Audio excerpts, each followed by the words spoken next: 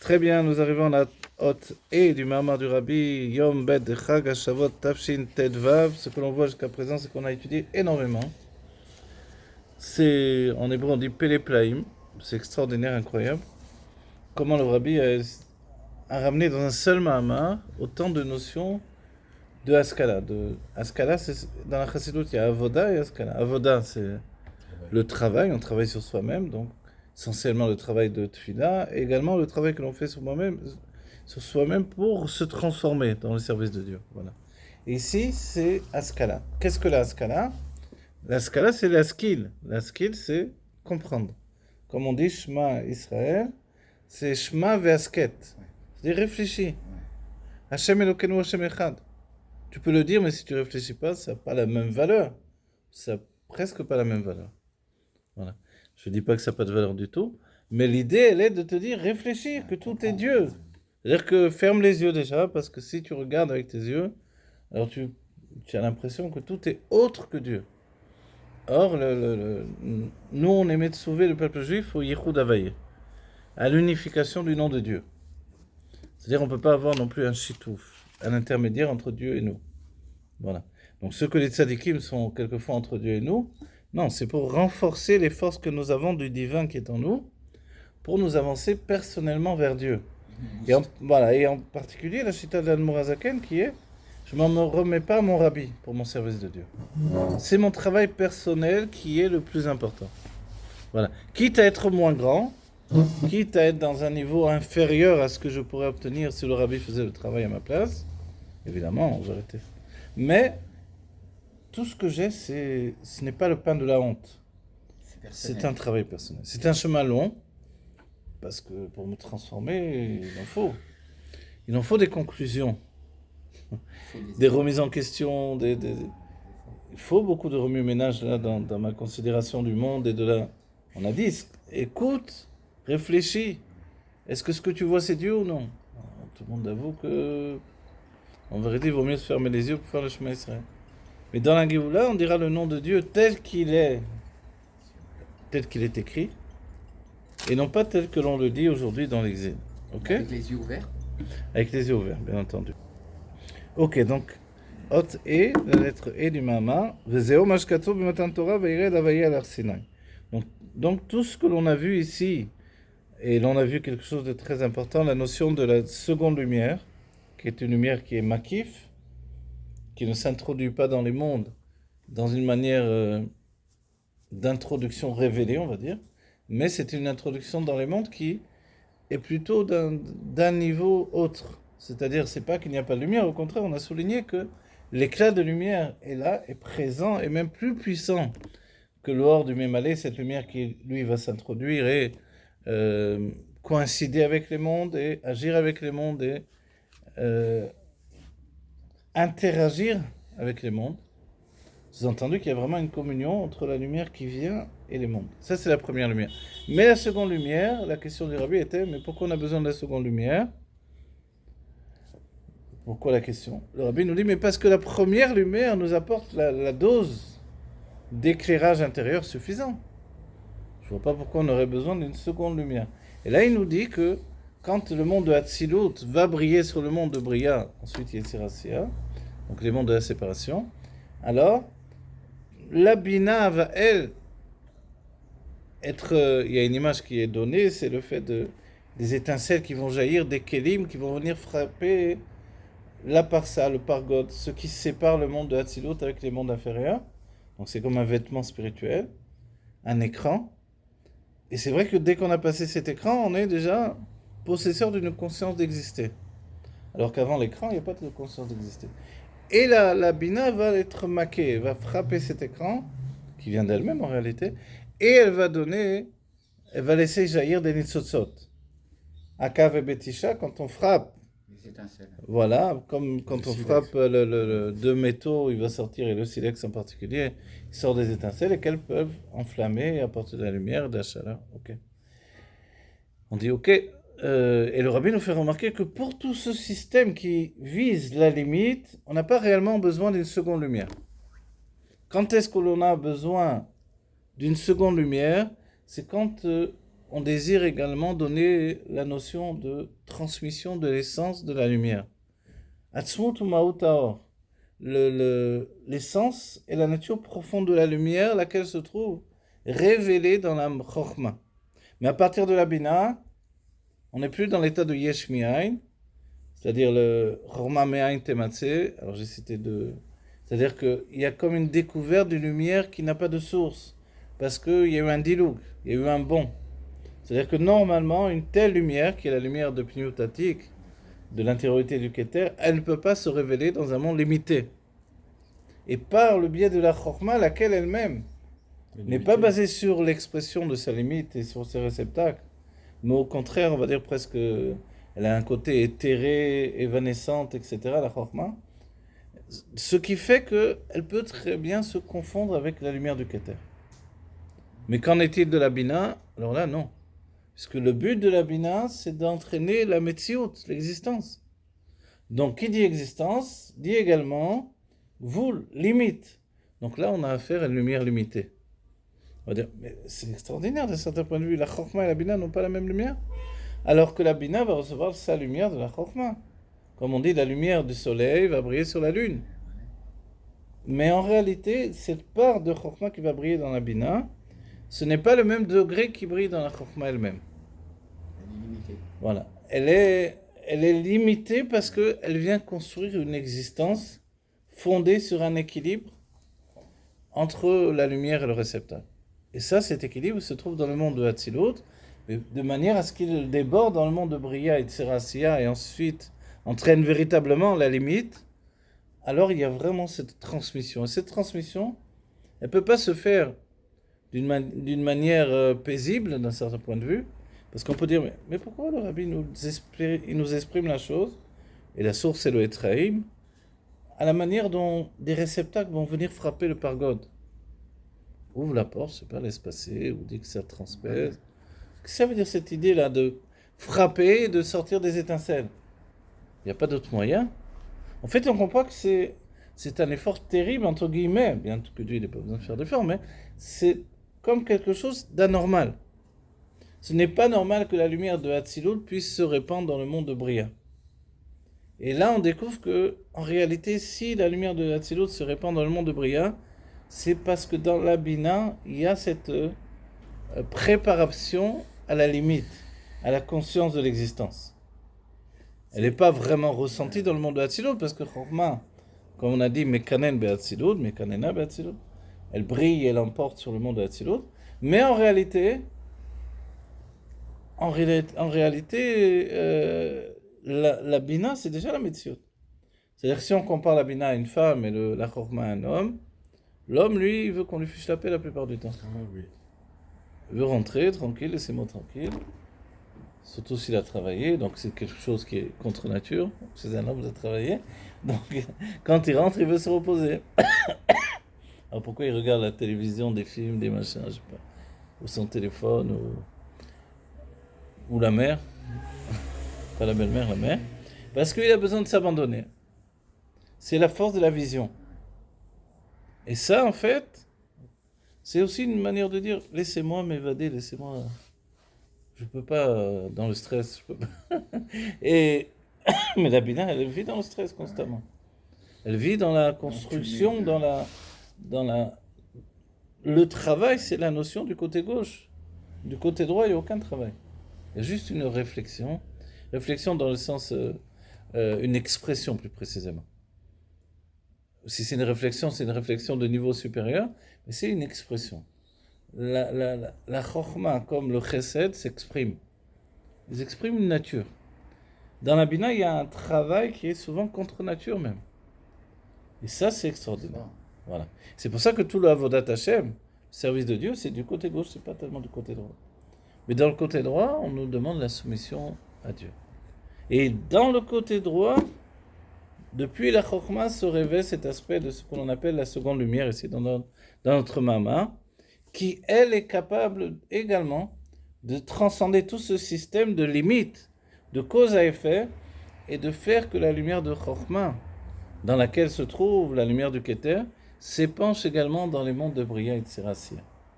En d'autres sortes, de nous dire, Ne vous inquiétez pas, vous n'êtes pas abandonnés. Ne pensez pas que vous êtes dans un monde de l'enfermement et qu'il n'y a pas moyen de vous sortir de cet enfermement. Non, il y a la lumière de la Géoula qui brille vers vous.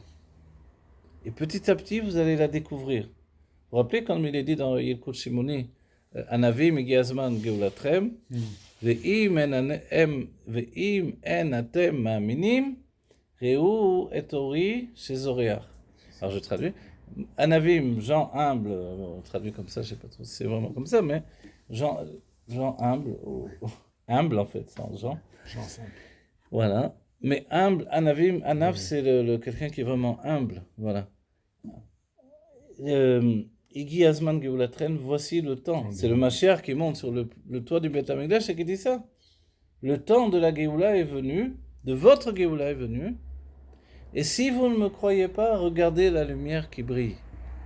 Zohar, elle commence à illuminer comme le Zohar. Zohar, ça veut dire la lumière qui illumine en fait. La Zriya, comment on appelle le coucher du soleil, le lever du soleil, pardon, en hébreu, c'est la Zriya. Oui, le lever du soleil. C'est en fait la levée de la lumière. Donc en fait, c'est ça.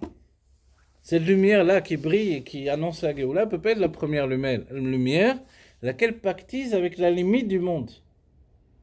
Donc c'est obligatoirement cette seconde lumière. Voilà, c'est ce que le Rabbi nous a dit dans la note précédente. Et c'est ce qui est écrit sur le don de la Torah, que Dieu est descendu sur le Har Sinaï, sur la montagne du Sinaï. Kevan chez Matan Torah pal Emshacha Torah Blivul, compte tenu que Matan Torah, le don de la Torah, a agi pour qu'il y ait une Emshacha, pour que soit drainé depuis les mondes les plus élevés, depuis le Keter jusqu'au niveau inférieur et jusqu'au monde de Asiya, la lumière du Blikvul, la lumière infinie. C'est à l'aider à Amshachazo que par le biais de cette continuation de cette lumière-là, Dafka justement, Nasa Chibur Atzmuta Atzilut Ubiya, se fait une fusion entre l'essence qui est révélée en Atzilut, on peut dire l'essence de la lumière en réalité, et les mondes de Bria et Tzirasiya, les mondes inférieurs de la. Donc Atzilut, c'est le monde de l'émanation. Là-bas brille une lumière qui est du niveau de l'essence de la lumière, et ce niveau-là va briller également dans les mondes de création, formation et action dans lesquels on se trouve. Ma Shenken connaît Matan Torah, par contre, avant Matan Torah, avant le don de la Torah, Lo ya chibur atzmut atzilut ubiya, il n'y avait pas cette possibilité de faire une fusion entre l'essence de Atzilut et les mondes de Bria, Yetzira, Asiya. Voilà. Pourquoi ? Parce que justement, il y a eu une séparation entre les eaux supérieures et les eaux inférieures et toutes ces notions de la Shrina qui s'est éloignée, la faute d'Adam Rishon, etc. Donc, Matan Torah, on voit que Moshe a fait revenir la Shrina. La Shrina, c'est la Shon Shochenet qui réside. Et le Rabbi nous dit dans les Batélegani qu'Ikar Shrina, Batartonim Aïta. Il y a Shrina et Ikar Shrina. Sous-entendu qu'il y a ces notions de Shrina, mais dans sa source, laquelle est cette lumière infinie qui est au-delà de toute la limite et de tout enfermement.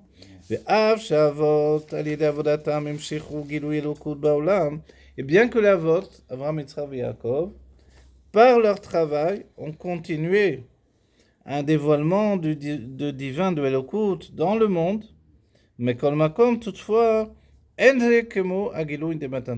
ce n'est pas comme le dévoilement de Matan Torah. Parce que d'une certaine manière, les Avot ont préparé le monde à Matan Torah.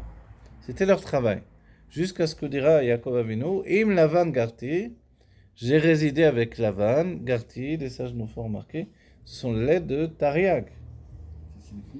Les 613 mitzvot. Donc j'ai fait les 613 mitzvot, malgré que j'étais avec Lavan. Ah bon? En vérité, c'est Péléplaïm. Lavan, c'était un grand bandit, un sorcier, un menteur, tout ce qu'on veut, quoi. Alors, comment, chez un homme comme ça, tu es capable de faire Torah mitzvot? Oui. On dit que Jacob, il a été chez Shem et... Shem et Ever étudié auparavant, voilà, ouais. Combien de temps? 14 ans. 14 ans. Avant d'aller... 7 ans chez Shem, voilà. le fils de Noach. Non, je demande. Non, il a raison. Oui. Et 7 ans chez Ever, qui est le petit-fils de Shem. Voilà. Vaïnian basé est le sujet sur ce point. Des gabé Avot Ktiv, par rapport à Avot, il est écrit Vaïra el Avram el Yitzchak vel Yaakov bekel shakai ushmi avay elonodati lahem. Je me suis révélé au Avot, Avram, Yitzchak, Yaakov, avec le nom Kel Shakai. Voilà, ce nom-là, c'est un nom qui désigne la limite, justement. Donc, il ne peut pas désigner forcément le contraire de la limite. L'infini. Ouais. Voilà. Ce nom, il veut dire que ça suffise. En même temps, le Shem Kel, on a dit, c'est une révélation. C'est le chesed, l'expression. Et le Shakai, il vient dire Shedai, qui suffise. Qu'il y est. Voilà. C'est cette notion de la lumière ne peut pas se continuer. Autrement, l'aspect de conscience de la matière disparaît, noyé par la révélation de la lumière. Ouais. C'est ce qui est arrivé au début du monde. C'est pour ça que Dieu a donné ce nom-là. Parce qu'il créait, et la création finalement, noyée dans la lumière, disparaissait en même temps qu'elle était créée. Donc Dieu a dit qu'il suffise, c'est le nom qu'elle chacun. Donc que ce chesed soit bloqué, figé d'une certaine manière, de la même manière dont il a figé les eaux supérieures dans le firmament, comme on dit. C'est une toute petite question là pour Oui. savoir si j'ai compris, mais jusqu'à maintenant on parlait d'une deuxième lumière, Oui. et là il y a marqué Chibur Atzmut Atzilut Ou bien. Bebri. Donc en fait cette deuxième Ou bien. lumière elle est quand même présente dans Atzilut. hein. Oui, bien sûr. C'est ce que Elle est vous disiez. présente, mais elle est présente essentiellement dans la Chokhmah, ce qu'il nous a dit précédemment. Voilà. Dans la Pnimiut de la Bina, elle est aussi présente. C'est pour ça que l'on dit Pnimiut Bina, Pnimiut Atik. Donc c'est la lumière de Atik essentiellement. Et donc l'intériorité du Keter. Mais la Bina, elle y accède par la lumière de la Chokhmah également. Par le travail qu'elle fait sur le Chomer donné par la Chokhmah. Mais dans la Chokhmah, c'est un état de continu qui fait que la Chokhmah, elle est Beit Batlout. Elle est complètement soumise, noyée dans le dévoilement divin de... Voilà. Et là, vous voyez comment c'est magnifique, pardon. Comment c'est magnifique, c'est qu'on a commencé ce mamar-là. On va dire pourquoi ils étudient ça. Quel rapport maintenant d'étudier sur Shavuot. Et on retombe sur nos pieds, on est exactement dans la paracha de Vaïra. Et voilà, notre mamar. On arrive à la paracha de Vaïra exactement. Et nous-mêmes, on a devancé le sujet, puisqu'on avait les bases du Rabbi et des Rebbeim. Le fait de la différence de Moshe Rabbeinu par rapport au Avot dans le dévoilement du Shem Havayé. Donc, a priori, les Avot n'ont eu de dévoilement que le Shem Kel Shakai. Bien que quand on regarde les textes, on s'aperçoit que apparaît le nom Havayé également. Mais si l'onodati lahem, c'est qu'il n'y a pas eu une conscience, une fusion avec le Shem Havayé comme ça s'est fait par l'intellect de Moshe Rabbeinu. Tu veux dire un dévoilement? Un dévoilement, mais un dévoilement dans une fusion. Moshe a fusionné avec ce dévoilement d'Havayé. C'est pour ça que les sages nous disent Moshe Il a ramené. ressemble au nom Havayé lui-même. Pourquoi? Le nom Havayé, c'est Aya Ove Veye Kechad. Aya, il était. Ove, il est au présent, donc. Veye, et il sera comme un seul niveau. Et Moshe, on dit Mashe Aya, ce qui était, ou Sheye. Voilà, les rachetevot du nom Moshe, c'est Mashe Aya, ce qui était, c'est ce qui sera. Donc on voit quand même une ressemblance ici dans le nom même de Moshe, dans les rachetevot, les initiales, par rapport à l'expression du nom de Havayé. Ok? Donc le nom Havayé, l'onodati lahem, de Shem Shakai ou de Shem, Shakai ou Shem Amoré al Agbala. Qu'est-ce que c'est le nom Shindal Yud? C'est un nom qui désigne la limite. Ouais. Comme on a dit, le nom, il veut dire, Ça suffit. voilà, qu'il suffise, Shedai, voilà. Comme quand on dit, on a apporté tous les trésors, tout ce qu'on avait pris en Égypte et dans la Bizatayam, c'est-à-dire après que les soldats soient noyés dans la mer, le peuple juif a recueilli tout ça. Et quand il y a eu, et pourquoi on a recueilli tout ça? Pour le Mishkan. Donc quand Moshe a demandé d'apporter, alors tout le monde a apporté, jusqu'à ce que Moshe a dit stop, ça suffit. Arrêtez d'apporter, on en a plus qu'il en faut. Et ça, c'est comme le nom Shakai, c'est stop, ça suffit là. Voilà. Ça suffit une limite au dévoilement divin, parce que sinon tout retourne à l'infini. C'est pas le but. Voilà. Ok. Kema Mari Razal, Maï dirtiv ani kel shakai.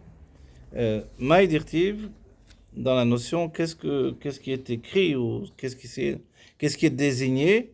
Ani kel shakai, je suis Dieu qui fixe la limite. Ani ou shamarti leolamidai. Je suis celui qui a dit à mon monde, Dai, ça suffit. Debesha, Sheba Kadosh Baruch Hu et Haolam, Aya Olam, Achi Veolech Chule. Oui, alors voilà. Peut-être j'aurais dû l'étudier avant le Mama. Ça m'éviterait de dire ce qu'il dit le Rabbi, là, désolé. Mais moi, je suis un perroquet, moi, donc je le dis d'un autre endroit, mais voilà. Alors, au moment où Dieu a créé le monde, alors, le monde allait, et puis, Aolam, Machi Veolech. C'est-à-dire que le monde s'auto-détruit. On va dire, quelle destruction, de quoi on parle? En fait, c'est comme si la lumière n'arrivait pas à se figer, à se terminer. Il y a une image qui a été donnée, Dieu crée un arbre. Au début, on voyait la constance de l'arbre et la définition de l'arbre physique, et il commençait à disparaître automatiquement. La lumière continuait à faire son travail, à s'épancher. Et l'arbre... il a existé, il a été visible à un moment, et puis l'instant d'après, il n'existait plus. Il n'était plus visible. Voilà, tout était éphémère parce que la lumière ne s'arrêtait pas. Ouais. Elle était constante. Ouais. Donc, c'est vrai qu'aujourd'hui encore, Dieu recrée le monde à chaque instant, ce que nous dit le Tanya. Mais ce qui est fabuleux, c'est grâce au Shem Shakai, justement, il met une limite à l'expression de la création infinie. Donc si l'infini prend le dessus sur la limite, alors on perd tout l'équilibre de ce que Dieu a voulu, c'est-à-dire, dira Batartonim, une maison ici-bas. Et c'est où Tartonim? Je vois que du divin, il y a de la lumière divine de partout. Mais là, il y avait 5 minutes, il y avait un arbre. Mais ça y est, il est plus. Ok. Velichora, et non mouvan, et a priori, ce n'est pas compréhensible. Are kol metziud nivra becha sheye mugbal. A priori, nous dit le Rabbi, c'est pas très compréhensible. Pourquoi? Parce que toute existence créée, alors elle a besoin d'être... elle n'a pas besoin, c'est obligatoire qu'elle soit limitée. Ne peut pas être une existence créée sans posséder de limites. Quand on parle du monde de Bria, c'est le début de comme dit le Rabbi Rayat, Efsharut HaMetziut, la possibilité d'exister. Comment? Par quoi? Par la limite. Et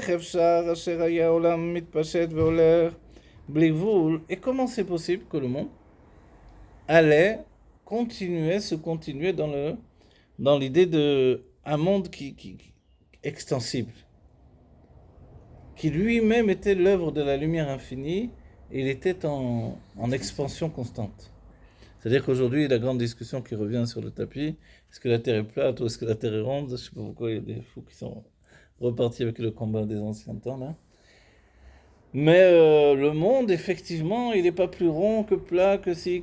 Il continue, il est infini, oui. Donc, comment c'est possible qu'il y ait une situation pareille? Alors, le sujet, c'est, comme il est reporté dans le Tanya Shara Yichud Ve'emuna, de Bemet ine kol nivra urak or veziv amitpashet mimkoro. En réalité, réellement, chaque créature, elle est juste de la lumière. Et le ziv amitpashet mimkoro, elle est juste une lumière qui se répand depuis sa source. Chaque créature, en fait, créée, on est juste cette expansion de la lumière. Pas donc forcément, qui nous dit qu'on est terminé. C'est pour ça que le Rabbi, vous vous rappelez, peut-être je voulais signaler, quand on a demandé au Rabbi, mais le monde va mal, est-ce qu'il faut s'en inquiéter ou non? C'est-à-dire la nature, le réchauffement du monde, tout l'inanime, quoi. Le Rabbi a dit, c'est vrai que Alpiteva, dans le règne naturel des choses, on pourrait s'inquiéter. Mais compte tenu que nous sommes attachés à Dieu, que nous savons fortement, profondément que Dieu recrée le monde à chaque instant, il n'y a pas lieu de s'inquiéter. Il a créé le monde comme ça, il le crée demain d'une autre manière. les réchauffements climatiques et tout ce qui s'ensuit, etc. Le fait qu'il neige en plein désert, faut pas s'inquiéter. Et qui nous dit que ça s'est pas déjà passé, qui nous dit que c'est pas un cycle qui recommence, et que en réalité c'est l'expression du divin. Quand il fait très chaud, c'est l'expression de la Gvura, la rigueur. Quand il fait très froid, on va dire c'est le chesed. On va dire, oui, mais le chesed c'est la générosité quand même. La vraie générosité, elle est au milieu. C'est pour ça qu'il y a une ligne de milieu. C'est que c'est l'équilibre entre le chaud et le froid. Donc, de la même manière, la Géoula sera dans le printemps, comme Pessah, qui doit être obligatoirement être au printemps. De là, on rajoute un mois au mois de Hadar, de manière à tomber dans le printemps. Voilà. Donc l'équilibre de ces notions-là.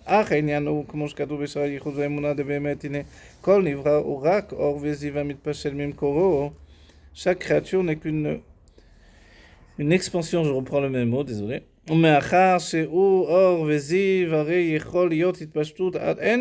comme c'est juste un or, une lumière et un ziv, un rayon, il peut se répandre à l'infini. Oui, ce n'est qu'un rayon. Mais ce rayon, il peut se répandre à l'infini. Qu'est-ce qui peut arrêter un rayon? Ta main. Voilà, on ferme les rideaux d'une pièce. Voilà. Mais en réalité, le rayon, il continue quand même, sauf qu'il est plus visible. Il y a un point qui est un peu difficile à... Oui, alors on va voir. En fait, quand on parle de lumière, de rayon, ça c'est des mots qu'on utilise, des images pour traduire... Oui. Pour traduire des notions spirituelles hautement élevées. C'est vrai que la lumière, elle peut éclairer très très loin, et le rayon, par exemple, les rayons laser maintenant qui... Alors le rayon laser en particulier, oui, c'est de la lumière concentrée aussi. On peut aller très loin. Ouais. Mais en fait, on est en train d'utiliser l'image pour expliquer le fait qu'il y a une expansion de la divinité sans limite, en fait. Exactement. Alors les images, évidemment, c'est parce que les maîtres les ont utilisées aussi qu'on les utilise nous-mêmes. Parce que finalement, nous, notre vision du monde, elle est au sein de la nature et de... Les Rébim, les sages ont toujours utilisé l'image des rayons du soleil pour exprimer tout ça. Le Tanya, il est rempli de ça. Parce que pour nous, qui ne voyons pas la lumière de Dieu, c'est ce qu'il y a de plus proche dans l'expression de la lumière, forcément. Mais si on a un cerveau suffisamment raffiné pour aller au-delà de cette image-là, bien sûr, il faut pouvoir l'imaginer. Mais il est évident que c'est bien plus, puisqu'on a dit que la lumière des Shechet Yemei Bereshit, des 6 jours de la création, n'était pas la lumière du soleil. Donc il y a bien au-delà de ça, évidemment. Okay. Alors moi j'ai une question. Oui. Il y a quelque chose qui nous entoure. Oui. Tout le temps. Qui est à côté de nous, qui nous entoure. Là maintenant. C'est quoi? Laura? Non. Le vide. Ah, le vide. Alors c'est quoi le vide dans la... Non, je voudrais savoir c'est quoi le vide. C'est du vide là. C'est quoi la différence avec la lumière et avec... Le vide. Alors le vide dans les mondes, tu sais comment on a appelé le vide, c'est le Chalal Apanoui. Rabbi Nachman de Breslev en parle aussi. C'est une notion de l'endroit vide. Ouais. C'est pas bon. De ressentir le vide, c'est de ressentir que Dieu a fait le vide. Ouais. Pour y installer ce qu'il désire. Donc nous. En vérité, ce qu'il voulait installer, c'est nous au final. Ouais. Parce que même les sphirotes dans les mondes divins ne lui font pas Torah et Mizot.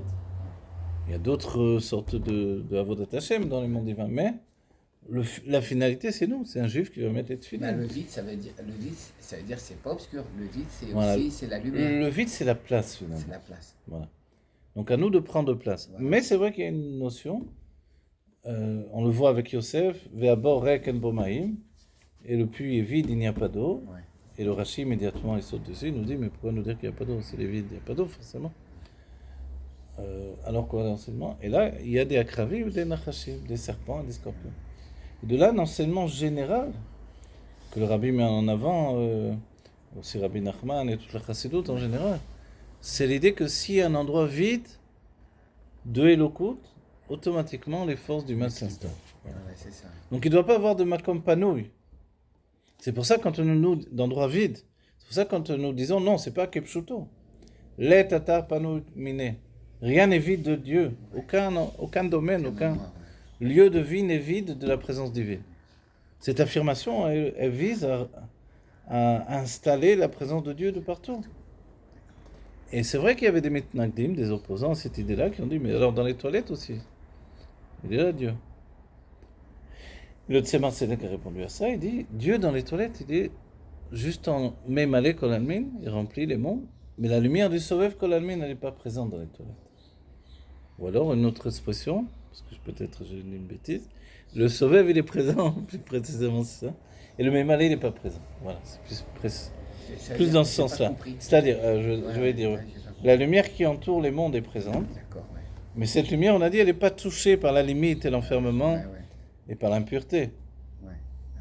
Mais le Memalé n'est pas présent. La lumière de Dieu qui s'investit, elle n'est pas présente. Ça nous dit, attention de ne pas étudier la Torah dans les toilettes. Et ne serait-ce que c'est dans les toilettes, il faut déconnecter totalement.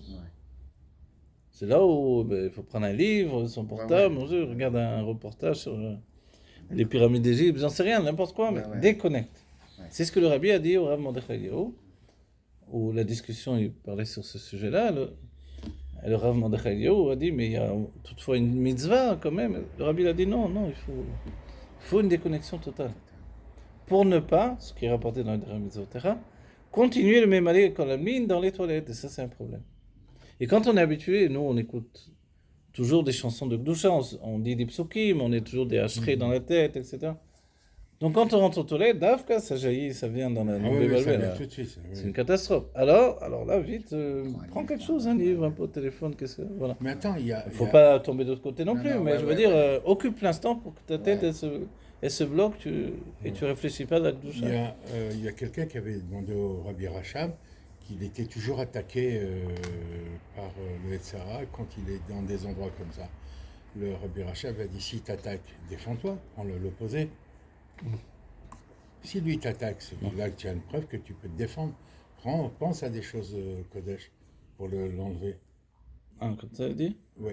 Et je pense que c'est pour la douche. La douche. Pour les toilettes, je sais pas. Alors dans la mikvé, on peut penser des choses de tout ça. Oui. Mais dans les toilettes, c'est vraiment problématique. C'est là, c'est là que tu te rappelles de tout ce que tu as oublié. On dit le rabbi, c'est la folie. Salut ça. On s'est dessiné des toilettes, je vais les mettre devant, comme ça je me rappelle de tout le monde. Des fois je me dis, c'est bien d'entendre une chanson où ils n'ont pas mis des psukim dedans. Parce que les chansons, ça trotte dans la tête. Et après tu les gardes dans ta tête tout le temps comme ça. Tu viens d'écouter, je sais pas, Ishaï Ribo, et là tu te promènes avec ta chanson dans la tête, tu rentres dans les toilettes, c'est une catastrophe. Alors quand il y en a un qui a fait une chanson avec, qui est bien, mais où il n'a pas utilisé les psukim, tu dis, ah bravo. Il est bien ce film. Voilà, donc en fait, voilà, on comprend que la lumière va se répandre, va se continuer, et puis finalement Dieu va mettre fin alors on a utilisé le mot, on va le reprendre, à l'expansion de la lumière d'une manière infinie. Et c'est vrai qu'on ne parle pas de la lumière du soleil, il a raison de Moshe de le préciser. On ne parle pas de la lumière du soleil. Mais notre exemple dans le monde qu'on est, depuis le Tanya et depuis les sages en général, c'est évidemment la lumière du soleil. Rabbi Akiva utilisait cet exemple déjà, etc. Une toute petite question, entre parenthèses, parce que je ne suis pas sûr que ce soit le sujet. Mais les scientifiques disent par exemple que le monde est en expansion. Ah oui, ce terme-là. Dans la cuisine, c'est vrai. Il y a un appareil. Et ils disent quoi? Tu te rappelles ce qu'ils disent? Que le monde est en expansion. Et qu'au départ, il y a un Big Bang. Ah oui, effectivement. Oui, c'est vrai. Mais ce qui est formidable, c'est qu'ils en arrivent à avoir cette considération que le Big Bang, avec sa précision et ce qui s'est passé, c'est d'une telle précision, pourquoi c'est apparu à ce moment-là, que finalement, il est évident qu'il y a un créateur qui est en train de régir tout ce système-là. Donc c'est l'aveu des scientifiques aujourd'hui. Et c'est merveilleux. Voilà. C'est bon? On attend un petit peu. On reprend à partir du point. Velichora eno movan. A priori, ce n'est pas compréhensible. Are kol metziut nivra bechar sheyeh mugban. Toute existence créée, il est obligatoire qu'elle soit limitée. Ve'ech efshar asher haya olam mitpashet ve'oleh bli gvul. Alors comment le monde a pu, au commencement, en vérité cette notion du commencement, elle est juste dans notre perception. Par rapport à Dieu, il n'y a pas vraiment la notion du temps. Le temps est une création, donc à partir du monde de la création justement. Comment il est possible qu'il y ait eu une lumière de création, c'est-à-dire que la création était dans l'impulsion d'une lumière qui allait sans s'arrêter. Blikvul. Alors le sujet c'est Moshkato Beshar Yichud Ve'emuna, tel qu'il est écrit dans le Tanya, Shar Yichud Ve'emuna, de Behemet. Kol Nivra Urak Or Veziv Amitpashel Mimkoro. On reprend parce que peut-être qu'on a manqué quelque chose et qu'on peut rajouter encore. Chaque créature créée, elle n'est qu'une projection de la lumière qui se répand depuis sa source. Compte tenu que ce n'est qu'une lumière et un ziv, un rayon de lumière, alors il peut se répandre sans aucune limite. Vayenu, shiur, en shiur, c'est pas tellement le mot limite qui est mis en avant, mais mesure, sans aucune mesure de. C'est-à-dire, quand on fixe une mesure, comme on a dit, le Kav Ensof, a priori, il s'est arrêté à partir du monde de la Chorma de Hatzilut, donc à partir du monde de Hatzilut. Ensuite, il est BLM, il est voilé, etc. Vayenu, c'est Inyan Haitpashtut Blikvul, c'est-à-dire que le sujet de la lumière qui se répand sans aucune limite, Lo Kaye al Nivra Atzmo. On ne peut pas dire qu'il s'agit ici du Nivra, de la créature elle-même. On a parlé de la lumière, mais on n'a pas parlé de la créature. Parce que créature, ça veut dire créer. Créer, tu ne peux pas être à la fois créé et, entre guillemets, profiter de la lumière infinie. Alors, Parce qu'avant la création, il y avait l'émanation. Émanation veut dire qu'il n'y a pas de création. Donc il n'y a pas de limite également. Donc le chidouche, la nouveauté d'avoir installé la limite dans l'émanation, c'est la nouveauté du monde de Hatzilut. Mais quand tu parles d'un monde créé avec des créatures créées, elles sont figées a priori. Qu'est-ce qui peut souligner que dans ces créatures, qui dit créé veut dire que j'ai commencé à naître. Comme les sages disent, un enfant commence à naître, il commence à mourir. C'est terrible. C'est-à-dire le compte à rebours est enclenché. Ah bon, c'est affreux. Mais je veux dire par là que les sages ont souligné ça pour nous dire, on va dire, le contraire de cette notion d'émanation. Il y a un passage qui dit Ani lo nivrati la leshamesh et koni. Le rabbi le rapporte, le Dvar Malchut du rabbi Matatomasé ou d'autres Dvar Malchut, avec El Pekoudé également, le rabbi aborde le sujet. Et là, le rabbi nous fait comprendre que si Ani lo nivrati, alors je rapporte vite en vitesse ces choses, Im Ani lo nivrati, si je n'ai pas été créé, alors je peux leshamesh et koni, servir mon créateur. C'est-à-dire que je suis au niveau de pouvoir être un serviteur de mon créateur. si j'ai pas été Voilà, créé. mais parce qu'Ani lo livrati la leshamesh et koni, ça veut dire que je n'ai été créé que pour servir mon créateur. Mais le rabbi nous dit Ani lo livrati nekuda, point, psych, si on veut. Alors, je n'ai pas été créé. Alors, si je n'ai pas été créé, je peux servir mon créateur. C'est-à-dire que tant que je suis créé, je suis dans le monde de Bria. Et j'accède à la limite inhérente à un monde lequel fonctionne par l'expression de la limite. Donc comment je peux servir un créateur qui est illimité? Et alors, c'est là où je dois faire appel à cette notion qui est la notion du monde de Hatzilut. Si je n'ai pas été créé, je suis où alors? Je suis dans le monde de Hatzilut. En tant qu'âme, je suis une âme qui n'est pas encore créée, parce que je suis encore dans le monde de Hatzilut, alors je peux servir mon créateur. C'est-à-dire que le vrai service de Dieu se trouve dans le monde de Hatzilut. Non, mais attends, il y a un truc là, je comprends pas. Vas-y. Quand tu dis je suis une âme qui n'a pas été créée, mais on est des âmes déjà, en gros. C'est vrai, Ouais. mais en fait, être créé, ça veut dire rentrer dans le monde de la création. Voilà, c'est ça. Voilà. C'est-à-dire chaque monde, c'est une dimension. En pénétrant, nos âmes pénètrent depuis la Malchut, sort de la Malchut qui était comme le ventre de la mer, on rentre dans le monde de la création, on est comme figé, déjà on a passé le pargol, l'écran dont on a parlé, et puis tout de suite on est figé dans la conscience d'exister, qui tout de suite entraîne cette limite inhérente à l'existence. Et également le fait qu'à partir de maintenant, je ne suis plus infini non plus. Mais en vérité, on est infini.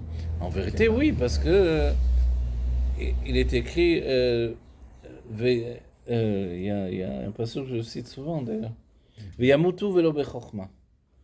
On pourra mourir, mais non pas dans la chokma. Ça veut dire, la chokma, c'est le monde de Hatzilut. Tu peux mourir à partir du monde de Bria. Mais pas dans la Chorma, c'est pas possible. Donc c'est pour ça que Moshe Rabbeinu l'omet. Moshe Rabbeinu, qui est le niveau de Chorma, il n'est pas mort. Etc., etc., en fait. C'est-à-dire que, Il a accédé tellement. voilà, cette notion, et pas que Moshe, puisque Yaakov Avinu l'omet, et que Od Yosef Rai, voilà. Alors on va dire, voilà, cette notion-là, elle est une notion, celui qui atteint ce bitoul-là, Il n'y a pas de. il est en résonance avec la sphira pas de Malchut, mais de Chorma dans le monde de Hatzilut, il est au-dessus de la mort, Alors, le au-dessus Rabbi de la Lubavitch, création, en fait. Le Rabbi Lubavitch, il est quoi à ce niveau? Les Juifs. Non, Il est non, Chai, c'est- ouais, Mamshir Lechiot Begouf Gashmi, D'après voilà. ce qu'il Il dit. continue à vivre dans son corps Gashmi, le tzaddik, qui donne même une impulsion de vie à son corps matériel. C'est-à-dire qu'il est, il est vivant. Il est vivant dans son corps, pas que le rabbi en vérité. Mais le rabbi, lui, vient mettre l'accent sur ça.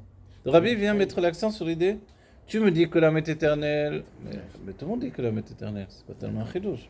Alors c'est quoi le chidouche de notre génération qui va être celle, nous allons vivre la Géoula et Triat Amitim, etc. Alors, Tu avais dit ça. c'est que le corps est éternel. Ouais, Voilà. t'as dit, il est Ça, c'est le toujours grand là, chidouche, il voilà. promène avec. Voilà, et donc on voit les tzadikim qui peuvent se lever, faire leur vie, etc. etc. Parce Non, que, alors attends, je vais Oui. parler terre à terre. Terre à terre. moi j'ai entendu même, il y a un truc enregistré. Non, Ah non, vas-y. je te remettais. C'est enregistré. Dormir, toi. C'est enregistré, le Rav Brunner en parle.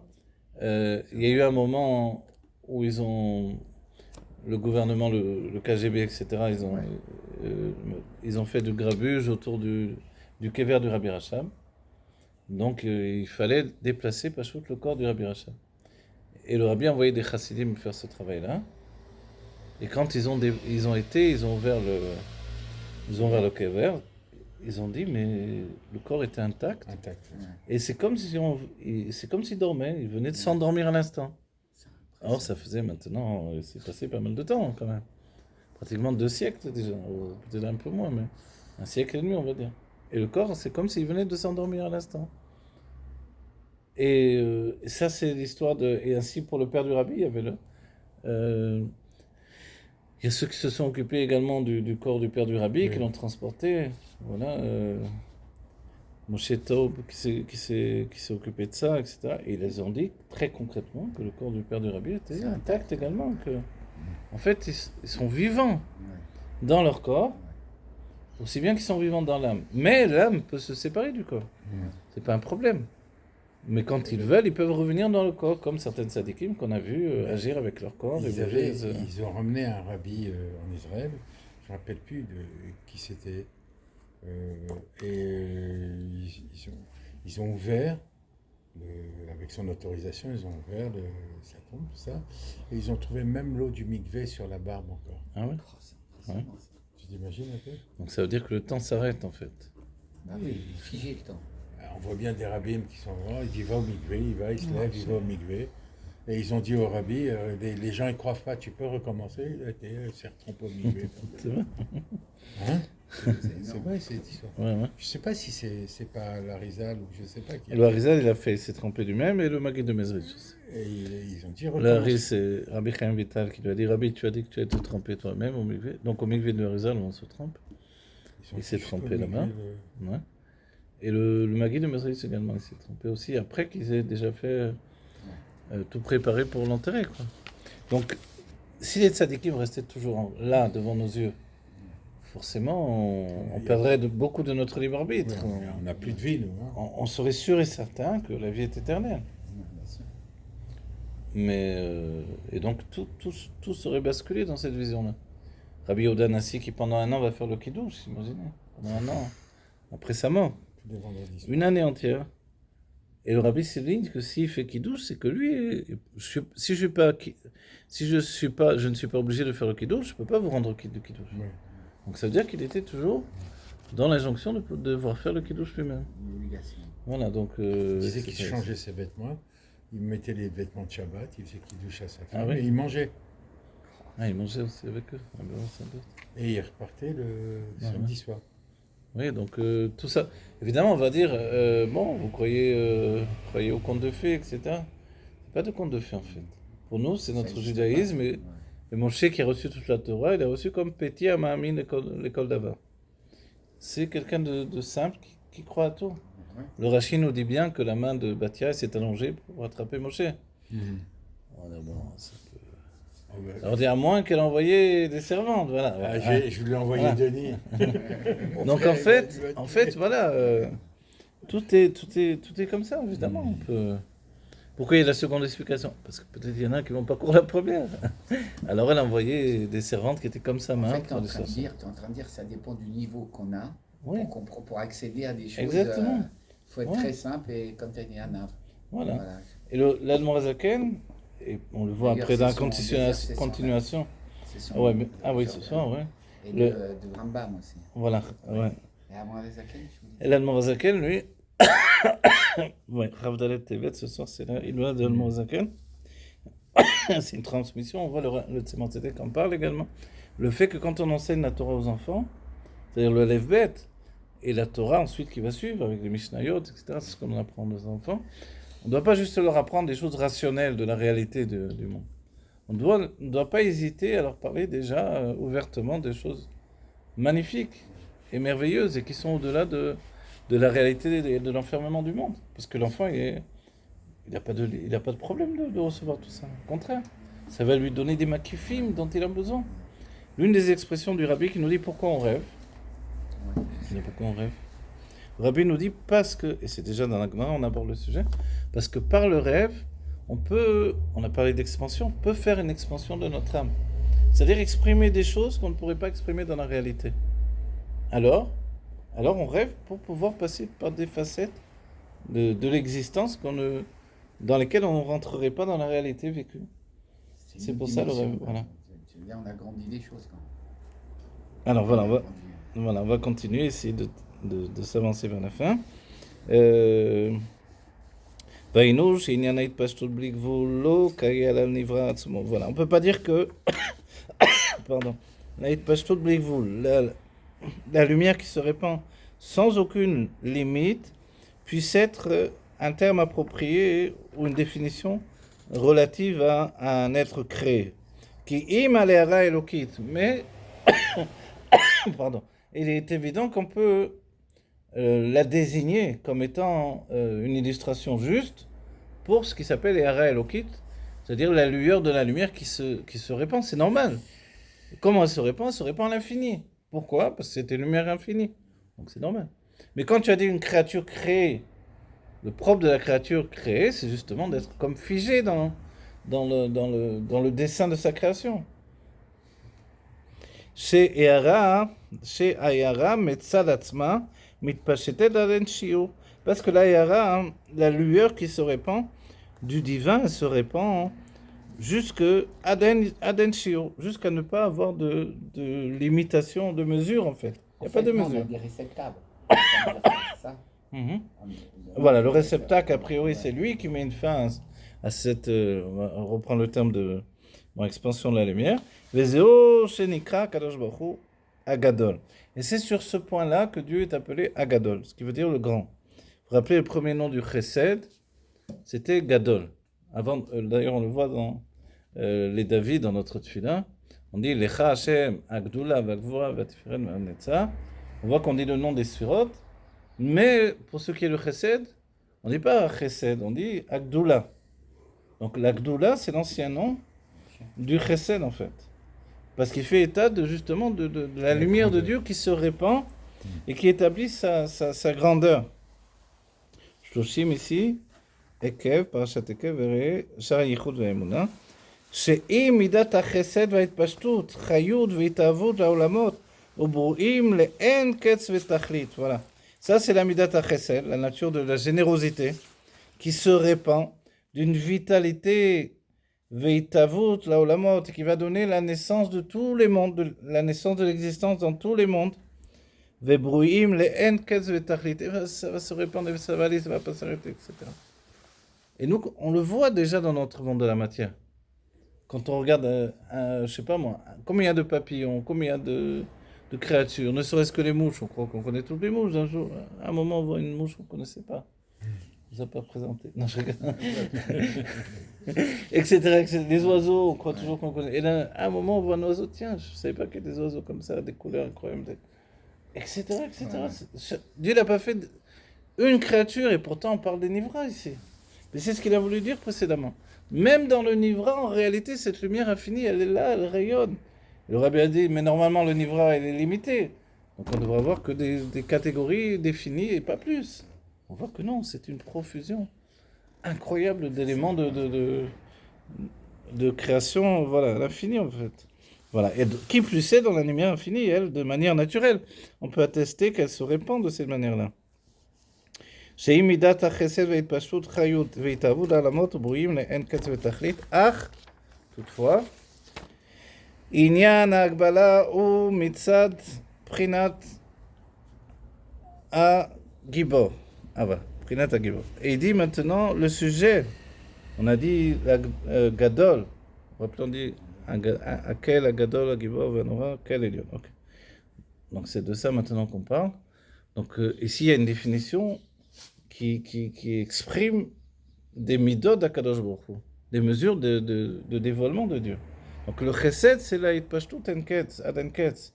Le chesed, c'est cette lumière qui se répand à l'infini. Le gibor, lui, c'est la signature de la limite, au contraire. Le gibor qui veut dire en français le puissant, le fort. C'est metzamtzem et hashpa. Au contraire, le gibor, la force, c'est de limiter l'expansion d'influence. Ou beshorcho ou inyan atzimsum. Et d'où vient cette force-là? Il a une racine, il est enraciné dans le tzimsum. Amakbil etor ablikvul. Le tzimsum, lui, il limite la lumière infinie.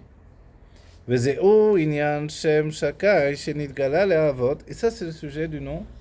Quel shakai? Donc shakai en particulier, Shindaletiud, qui est lié au Yesod, vous vous rappelez, qui a été dévoilé au Avot. Chez O Inyan Agbala. Et ça, c'est le sujet de la limite. Ayenu, Kemo Sheaor Nimshar Bakelim. Tel que la lumière se continue dans les réceptacles. Des Kelim, Mugbalim. Les réceptacles, ils sont limités. Vezeo Yara Gomer, Bekel Shakai. Et ça, c'est donc une Yara, donc une lueur de la lumière. Bekel Shakai, dans le nom, à la fois Kel, c'est le Chesed, et Shakai, c'est Shindaletiut, qui est le nom du Yesod, et qui veut désigner la limite. Le Yesod, il porte en lui comme le Kav Amida, ce qu'on a vu avec le Kav Ensof. À la fois, il est Ensof. Le Yesod, lui, c'est comme un tsinor qui véhicule les sphérotes du monde de Hatzilut. Mais pourtant, il met une limite. Et cette limite, c'est de pouvoir influencer toute cette force des sphérotes précédentes dans la Malchut. Mais tu sais, plus tu parles, tu sais à quoi je pense? Plus tu parles, je pense au service du Kohen Gadol quand il était dans le Bédra Midrash. Exactement. Tu parles d'une avoda, d'une contradiction. Exactement, tu as raison. C'est bizarre, ça me fait penser à. Voilà, et sur et sur Aaron, exactement. Voilà, ouais. Sur Aaron, il est dit V'Hashem, que Dieu a remercié Aaron. Pourquoi? C'est l'Oshina, parce qu'il n'a pas changé. Pas que lui, il n'a pas changé lui-même, c'est qu'il n'a pas changé l'ordre des choses que Dieu lui a données. Pourquoi il aurait changé? On lui a appris, il a fait une préparation. Chaque Kohen Gadol, on le prépare, on lui dit ce qu'il doit faire exactement. On l'entraîne, c'est pas facile ce qu'il fait. Parce qu'il a la pelle, il doit faire de la pelle, il doit verser dans ses mains, et après verser sur les braises. C'est tout un travail, c'est pas évident. Physiquement, déjà, c'est pas évident. La pelle est dans la bouche. Hein. Alors la pelle, voilà, il la tient aussi, voilà, a priori.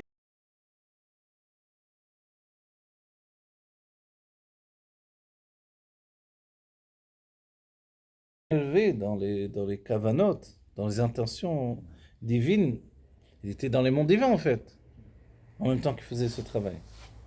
Mais quand même, il n'a pas changé l'ordre des choses. Voilà. Il a exécuté chaque chose dans le moindre détail. Dieu l'a remercié pour ça. C'est vite fait d'être midbalbel, comme on dit. C'est bien beau, tu te laisses aller, etc. Mais après, voilà. On le voit dans notre réalité. Quelquefois, c'était ce fait. Une fois, j'ai vu un chazan qui faisait sur la tormère. Il a commencé à faire des vocalises. Arrivé au chiffre, il s'est trompé dans le chiffre. Tout le monde l'a fait. C'était d'autant plus rigolo que ça a pris une demi-heure de vocalises avant de se casser la figure droite. Donc, c'est sûr, évidemment, il a tellement fait de vocalises qu'il avait oublié le chiffre. Donc Aaron, non, il est totalement là-haut et pourtant Mais il est le là, moindre ouais. détail, la moindre chose est dans la précision absolue. Et il ouvre le chemin de tous les Kohanim Gdolim qui vont venir après. Ok. Donc on voit que Vezeo Yara Bekel Shakai, Dekel ou Besfirat HaChesed, Shei Midat Gdulato. J'ai pas sauté, ça va Dekelim Memugli. Ouais, voilà, normalement c'est ça. Donc on comprend, je dois traduire chaque chose. Donc là, le nom Kel, c'est évidemment le nom du Chesed. Aleph Lamed, c'est le nom du Chesed, de la générosité de Dieu. Chaque sphira a un nom qui lui est approprié, parce que c'est le nom qui est en relation avec le réceptacle. Okay, donc la sphira de Chesed, c'est le nom Kel, Aleph Lamed. Okay. Donc et Gdulato, on se rappelle, on l'a signalé. Donc le Gdula, c'est l'ancien nom du Chesed, et c'est ce qui signifie sa grandeur. La grandeur, c'est la grandeur de son rayonnement. Comment on voit la grandeur d'un roi, plus c'est somptueux, plus il y a de choses, plus tu es impressionné. Au début, tu t'impressionnes pas, tu te dis, bon, un roi, il y en a plein de rois, je m'en fiche. Mais tu arrives, tu commences à voir le palais immense, les gares, les ci, les ça. Ouh, arrivé devant le roi, tu es déjà tout petit, tu sais plus où te mettre. Voilà. Et ça, c'est la grandeur du roi.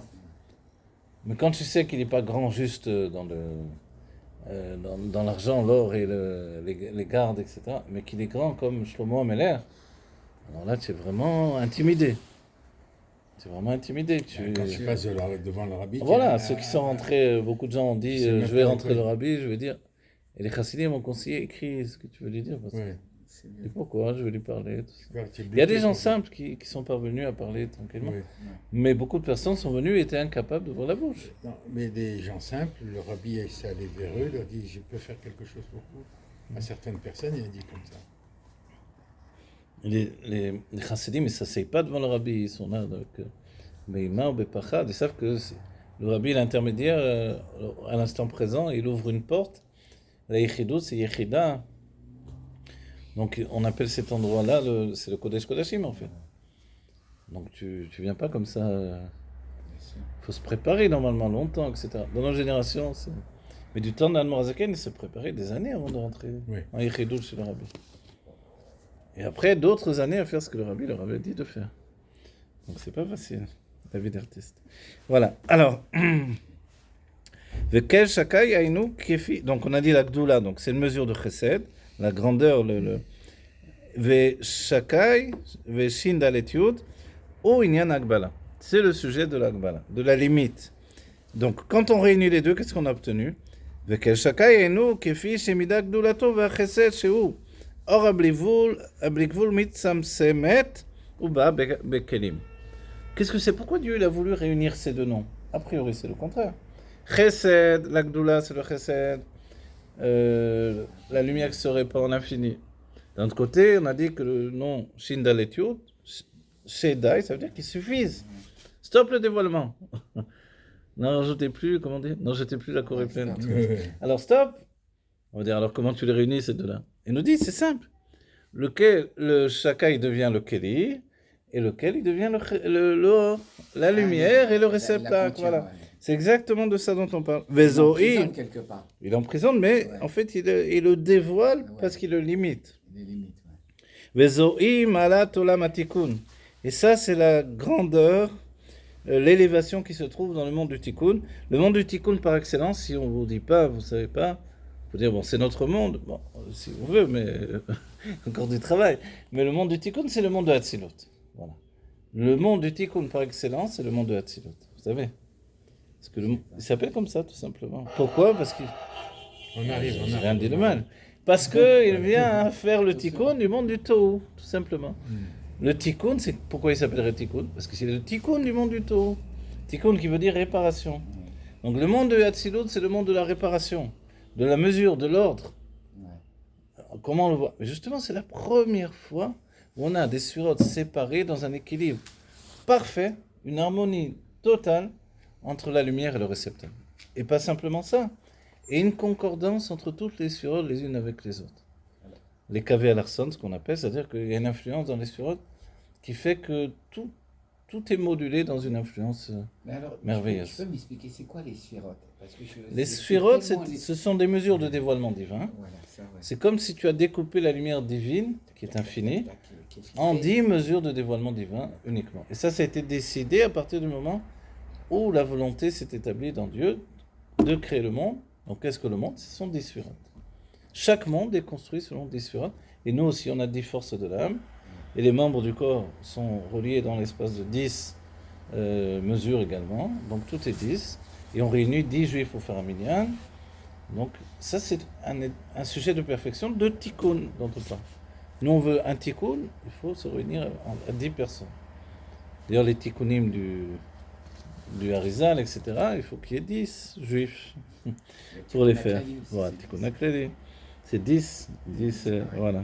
Kiadoua, שבעולם התוהו היו אורות מרובים וכלים מועטים, comme l'on sait que dans le monde du Tohu, qui a précédé le monde du Tikkun, c'est-à-dire le monde de Hatzilut, alors les lumières étaient méroubim, nombreuses, et les réceptacles étaient peu. Alors là, j'ai fait une traduction, on va dire peu, ça fait un peu, mais, c'est-à-dire, ça veut dire que les lumières étaient grandes et les réceptacles étaient petits. Ils étaient insuffisamment structurés, voilà, insuffisamment installés dans la limite pour pouvoir cloisonner, enfermer, diriger ces lumières. Les lumières, c'était comme des lumières qui étaient lâchées pour la première fois. L'Avdil, si vous prenez des animaux sauvages, vous les lâchez, mais ça y est, c'est des fous, ils vont de tous les côtés. Les animaux qui sont arrivés en Égypte pour la plaie de Rof, là, ils sont arrivés, ils ont... Alors, parce que c'est la vie qui l'emporte. Ouais. Un enfant, il a cette nature, là, on voit, c'est la vie, tu le lâches, cours, etc., il ne te laisse pas tranquille une seconde. Et ça, c'est la vie. Donc, la vie, la base de la vie, imaginez la lumière infinie de manière absolue, elle arrive et veut s'exprimer. Pour la première fois, on lui permet de s'exprimer à titre individuel, et c'est une explosion sans précédent. Parce que la Nekuda Atzmit, c'est comme si on disait le point essentiel de l'être qui est révélé dans chaque sphira, ça donne une explosion. Aucun corps spirituel n'était à ce moment-là capable, on va dire d'un terme simple, de subvenir aux besoins de la lumière et de limiter la lumière. Donc la lumière était tellement gorgée de son plaisir, de son désir infini, que rien n'a pu résister, ça a été une explosion. Donc on a que... Ah, c'est ça, ouais. Et qu'est-ce qui se passe alors, l'explosion? L'explosion, c'est la Surat HaKelim, la brisure des réceptacles, qui va entraîner qu'à partir de là, ce monde-là va exploser, imploser dans ses sentiments, et les débris vont donner l'état de reconstruction que Dieu va faire dans le monde de Hatzilut. Hatzilut, c'est un monde de reconstruction. À l'image du Baal Tshuva, on se détruit pour se reconstruire. Donc il y a des tzadikim qui étaient des tzadikim de Khatrila, déjà. Donc ils sont en relation peut-être avec le monde de Akudim, mais à la base, les tzadikim du monde de Hatzilut sont des tzadikim de reconstruction. C'est ce que ça veut dire. Parce qu'il y a une sphira. Donc c'est pour ça que Moshe est envoyé, qui prend la suite de Esav. C'est Esav qui aurait dû faire le travail de Moshe. Mais Esav, il n'a rien à faire. Il est en sphira ici-bas, il est en brisure. Il a des lumières immenses, mais en même temps, il est détruit. Ouais, c'est pour ça que Yaakov, tout de suite, il envoie les anges vers Esav. Il annonce, il me la Garti, ça y est, j'ai préparé les réceptacles, envoie la lumière. Les anges reviennent, ils disent, catastrophe, quelle lumière. Il vient, il a envie de détruire. Mais bon, alors Yaakov comprend qu'il doit faire le travail lui-même. Et c'est ce qu'il va faire, il va prendre sur lui le travail de Esav également. Et c'est là où, on va dire, concrétiser ce niveau-là, c'est l'âme de Moshe qui va venir concrétiser ce travail de Yaakov et d'Esav à la fois. Donc il faut une âme de tout de nouveau, mais un travail de tikkun. C'est Moshe Rabbeinu. Premièrement, les premières lochot, il les brise. Moi, c'était pas trop réussi. Mais les deuxièmes lochot, oui, elles tiennent. Les kelim sont plus grands. Dans d'autres termes, il y a plus de réalité. Dans les premières lochot, il y a moins de réalité. Et Rabbi Levi Yitzhak de Berditchov, quand il a entendu la Torah de l'Admor Hamsaï, il a dit, mais c'est la Torah des premières lochot, des premières tables de la loi. Parce que l'Admor Hamsaï, c'est la réincarnation de Moshe avant la faute du veau d'or. Ah, d'accord. Et Rabbi Shimon Bar Yochai, c'est la réincarnation de Moshe après la faute du Vaudor. En fait, l'Anmoram Saï, c'est la réincarnation de Rabbi Amnon Saba, qui était la réincarnation de Moshe avant la faute du Vaudor. C'est-à-dire c'est deux niveaux totalement différents chez Moshe Rabbeinu. Le Zohar, il faut savoir, une grande partie du Zohar est basée quand même sur Rabbi Amnon Saba, qui vient, le Saba de Mishpatim, qui vient se dévoiler à Rabbi Shimon Bar Yochai, c'est Rabbi Amnon Saba, qui va dévoiler des tas de choses, des tas de secrets, etc. C'était pas les- C'est un Tana, c'est un Tana. C'est un Tana, c'est le père de Yenuka qu'on trouve dans le Zohar, de l'enfant qui était tellement pur. Ah, Eliyahu lui, Hanavi c'est va pas- venir c'est enseigner pas au Rabbi Zohar. Yehuna Hmm? Moi, je confondais avec le Rabbi.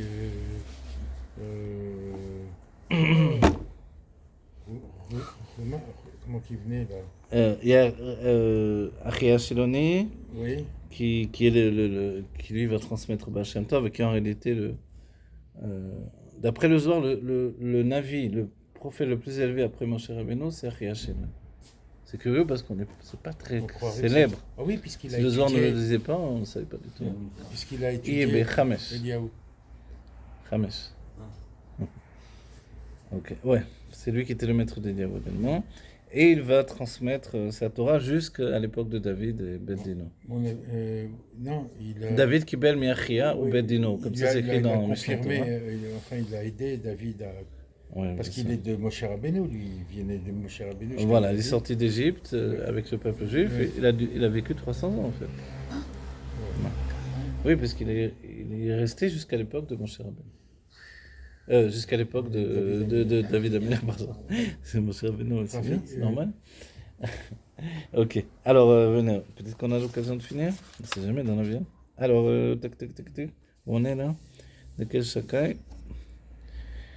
Donc on a compris le monde du taureau, c'était le monde de la désorganisation, on va dire, de l'improvisation instinctive des lumières qui se lancent, et puis chaque lumière veut être elle-même, elle ne veut pas recevoir de l'autre. Anaïmlo, c'est le terme des ordres. C'est moi qui gouverne, c'est pas toi. Ana et moi, ça veut dire moi, Ani, c'est moi qui gouverne. Et la sphira ne veut pas recevoir de l'autre, elle ne veut pas donner non plus. Donc évidemment, on est loin du monde de Hatzilut. Et dans Hatzilut, il va y avoir cette fusion de toutes les sphirotes. Et c'est pour ça que Hatzilut s'appelle le monde du Tikkun, de la réparation. Voilà. Vous savez où on en est dans le texte? On va mettre en pause une seconde. Voilà, dans le monde du Tohu, les Kélim étaient Bémiout. Ils étaient en petite, on va dire en petite quantité, mais c'est pas juste. Voilà, ils étaient inférieurs. Ils ne pouvaient pas recevoir la lumière. Donc le gvoul n'était pas ce qui primait, mais l'expression, c'était ce qui primait là. Donc ils ne pouvaient pas supporter cette lumière, ils ne pouvaient pas la contenir. Et dans le tikkun, donc le monde de Hatzilut, c'est le contraire. Les lumières vont venir dans les réceptacles. Les filles chez Arod nitzamtsemu. Compte tenu que les lumières vont se limiter, vont se réduire, venitlapshu bakelim, et vont s'habiller dans les kelim. Dans l'Aïbet, il nous dit comment la lumière va se mettre en condition pour pénétrer dans le réceptacle. Elle va faire une ashara personnelle, une évaluation, de manière à pouvoir s'unifier avec le réceptacle. Évidemment, dans le monde de Hatzilut. Vezoi madrigat Avraham, et ça c'est le degré d'Avraham, que Mamar Azal, Shnei alafim tohu, Shnei alafim Torah. Vous vous rappelez, on dit que le monde il a 6000 ans. On dit sur le sujet de Kaé Alma, le monde, combien de temps il dure? Donc il dure 6000 ans. On dit 6000 ans, alors comment on partage ça? 2000, facile. Donc 2000 ans de Tohu. On dit quand s'arrête ce 2000 ans de Tohu? Alors on peut dire c'était le déluge vient de terminer, normalement. Ça déborde un peu jusqu'à la dor de la génération de la tour de Babel. Et les 2000 ans de Torah vont commencer avec Avraham Avinu. Ok. Donc, et ensuite, qu'est-ce qu'il y a? 2000 ans de quoi? 2000 ans de Yimot HaMashiach. 2000 ans des jours du Mashiach. Donc on est déjà dans les 2000 ans des jours du Mashiach, dans cet ordre d'idées. Des Ad Avraham Ayaprinat Tohu, jusqu'à Avraham, c'était le niveau de Tohu. Donc, ça veut dire Tohu, beaucoup de lumière. Le monde était rempli de lumière divine. C'est important de le savoir, parce que sinon on pense juste que c'est des géants qui étaient grossiers, etc. Bon, c'est un peu caricatural, évidemment, c'était pas aussi simple. Non, il y avait une perception du divin. On vivait dans le monde de la matière avec une conscience céleste, en fait, si on peut dire, pour rapprocher un peu de l'idée. Donc le divin était à proximité encore. C'était le tout. Le tout fait que il n'y avait pas de kelim qui pouvait limiter mon désir de vivre, d'expression du divin, donc de profiter également de ça, pour mes besoins personnels. Mais attends, Un Aïmlor. il y a peut-être un petit problème là, faut Ouais. que je comprends ça. Là, c'est-à-dire ce niveau-là, c'était un niveau potentiel, Hum. ok? Et les Kélim, avant qu'ils soient, c'était aussi des niveaux potentiels. Oui, Alors, mais dans le monde, au commencement du monde, et quand on dit que les hommes étaient des géants, d'après la Torah, je parle pas de ça. Ah oui, tu oui, m'expliques non, mais c'est de ça, de ce qu'il nous dit là. D'accord. C'est ça ce que ça veut dire. Pourquoi ils étaient des géants? Parce qu'il faut C'est parce qu'ils avaient des âmes géantes. Donc ça ne suffit pas ce corps géant pour retenir l'âme, la lumière de l'âme. Alors c'est le désir l'essentiel de l'âme. Et le désir était tellement grand que même ce corps géant, il ne suffisait pas à limiter une âme aussi grande que ça. Ah. Et c'était nous-mêmes, dans les Alors, écrits de les Kabbalah, on dit lumières, que c'était les juifs, les âmes des juifs qui étaient là. Voilà, alors tu veux dire que les lumières, c'était nous. Oui, c'était nous. D'accord, qu'on arrive. Mais le corps n'était pas suffisamment, il était trop gros. Il n'était pas assez puissant, en d'autres termes. Dans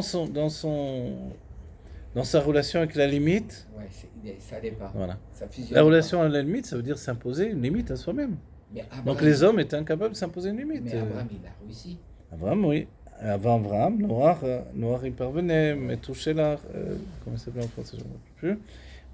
Ah, tu parles toi avant. Ah oui, bien avant le ah, déluge, je parle avant le comprenais déluge. pas. C'est de Ah ça dont oui. il parle ici. Ah, Pour excuse-moi, arriver je suis finalement déçu. à Abraham, tu vois. Ouais, ouais. Donc il y a toutes les âmes d'avant Ah ouais. le déluge, il y avait des grands tzadikim. Et puis des grands. Voilà. Pas des grands Réchaïm, parce que c'était pas, le mal et le bien n'étaient pas dans la même considération en fait. C'est ça le problème. Et c'était les enfants de Caïn. Même Caïn lui-même, il n'avait pas une considération du bien et du mal comme nous. C'était le début du monde. On venait d'intégrer le mal. On ne savait pas vivre avec le mal, tout simplement. Le mal était nouveau. Donc, comment gérer ce mal, y compris le Yetzirah? Plus l'âme est grande et plus le Yetzirah est grand. Donc, ils avaient une envie que de désir, en fait, puisque Dieu avait fait ce monde pour avoir une dira batartonim. Donc, eux, ils étaient que dans le désir et le plaisir, c'est tout. Une femme pour donner des enfants et une femme pour le plaisir. Et tout le reste, c'était un plaisir constant. Le monde n'avait pas besoin de beaucoup travailler. Tu grattais un peu la terre, tu mettais une graine, tac, ça poussait des arbres géants. Donc, en quoi je vais me Il n'a plus de maison, le mec. En quoi je vais me soumettre au divin? C'est pas la peine trop de casser la tête. Donc forcément, c'est du tout, ça s'appelle Il le tout. vivait à côté d'Hachem, mais il vivait pas Voilà, avec Hachem. C'est ça exactement. que tu es en train de dire. Exactement. C'est-à-dire, mais le divin transparaissait de partout. C'est-à-dire, C'est la incroyable. notion que l'on dit où Dieu a dû fixer la limite de la création parce que le monde allait et révélait le divin. En fait, ça n'a pas été immédiat.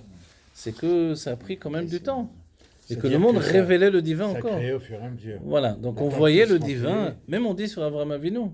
Abraham, on voyait son âme qui dépassait de son corps. Ça, je me rappelle de ça. C'est la Donc lumière. quand les gens voyaient Abraham, ils ne voyaient pas juste le... Moi, je vois ton corps, ton âme et l'habit, tes expressions, etc. Mais lui, Abraham, on voyait son âme qui débordait du corps. Et donc les gens avaient tout de suite été frappés. Qu'est-ce que c'est cet homme-là? Donc ils l'ont pris pour une divinité lui-même. Surtout quand il a sauté dans le feu et qu'il a dansé avec le malach Michael, etc. Donc on imagine qu'est-ce que le monde du Tohu. On met Abraham et Tril Prinata Tikkun. À partir d'Abraham, on commence le Tikkun. Donc le Tikkun, c'est-à-dire d'être capable de limiter Voilà. sa personne pour faire le service de Dieu dans la mesure que Dieu nous demande. Et là, on voit le bitoul. Et c'est pour ça que Dieu va éprouver Abraham. Pour éprouver que malgré son âme qui est une âme de chesed, Ouais. donc comme on a dit précédemment, l'expansion de la lumière, est-ce qu'il est capable de se limiter? Est-ce qu'il est capable d'imposer la gvura, la rigueur, à cette expression de chesed qui est en lui? S'il n'est pas capable, il est dans le monde du Tohu. S'il est capable, il s'intègre dans le monde de Tikkun. Et Abraham, lui, son travail, c'est ça y est, de donner vraiment les mesures, le commencement du monde du Tikkun. C'est ça le Tikkun. Les lumières vont s'habiller dans le réceptacle. Et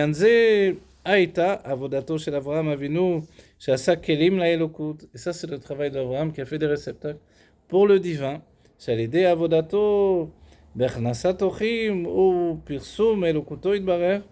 Parce que lui, il a fait un travail de recevoir les gens et de faire un pirso, diffuser la connaissance de Dieu. Mais réfléchissez, si vous êtes Avraham Avinu, Ouais. vous avez la patience de recevoir les gens, vous venez vous parler de leurs trucs. Machin. Alors vous êtes Avraham Avinu, vous êtes en relation avec les choses les plus élevées. Vous avez qu'une envie d'étudier le divin, etc. Et vous écoutez l'autre qui va vous raconter, je sais pas, ces bêtises là. Oui, il faut dire ça. Hein? Moshe, il a dit ouvertement, moi, je suis pas un homme de parole, moi. De venir chez les Juifs, leur dire Mashlamcha, Maïniani, Manishma. J'ai pas les nerfs, moi. Et donc, ils avaient peur de Moshe. Ils ne savaient pas, c'est un extraterrestre, Moshe. Donc, Avraham Avinu, vous imaginez, il reçoit tous les gens qui viennent, etc. Il va travailler pour eux, etc. C'est le chesed, non? Oui, c'est le chesed. Voilà. Donc, ce travail de s'imposer ces trucs-là, c'est un truc de fou quand on y pense. Nous, ça nous apparaît normal, on nous raconte ça. Non, mais tu sais de qui on parle là? Abirim, le puissant des puissants, lui, il était. Quand on dit son âme sort du corps, c'est qu'il était au-delà du monde. Et là, il se met à la portée des gens, des trucs. Il leur fait laver les pieds parce qu'ils se sont dit, peut-être c'est des adorateurs de la poussière. Quand même, il les reçoit chez lui. C'est-à-dire, vous comprenez? Ouais, mais c'est énorme. C'est. Comme je katoub, Vaikra Sham Beshem Avaye Kel Olam. Voilà. Et là-bas, il a Vaikra Sham, il a appelé. Vaikra, c'est vrai que ça fait. Il a appelé, mais c'est-à-dire qu'il a eu une fusion avec Dieu. Et cette fusion, il a désigné du nom de Avaye Kel Olam. Avaye qui est le nom du monde. Regardez, le rabbi précise, Aïno, c'est-à-dire Lo Kel Haolam. Non pas le Dieu du monde, mais, on revient en arrière, le Dieu monde. Kel Olam, ça veut dire le Dieu monde. C'est ça tout le dévoilement de Abraham Avinu. C'est de dire, mais arrêtez d'adorer les idoles et les trucs et le soleil. Vous n'avez pas compris que Dieu, c'est le Dieu monde dans lequel on se trouve? Parce que sans doute qu'ils lui ont dit, mais montre-nous ton Dieu si tu veux qu'on l'adore. Mais mon Dieu, il est partout, il est toi, il est moi, il est tout.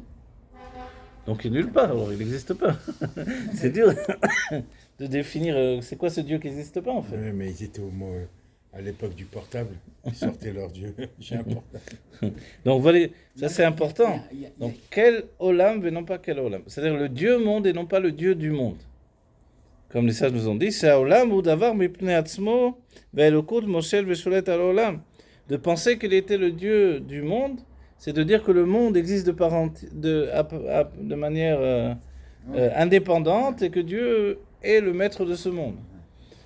Qui im quel olam, mais non, c'est le sujet de quel olam, un Dieu monde, c'est olam atzmo ou elokut, que le monde entier c'est le divin. C'est ça le message de Avraham Avinu. Ce qui va se résumer dans Shema Yisrael Hashem Elokeinu Hashem Echad. Yichud Havaye, ça s'appelle dans le Chassidut. Iné alidé avodato zo.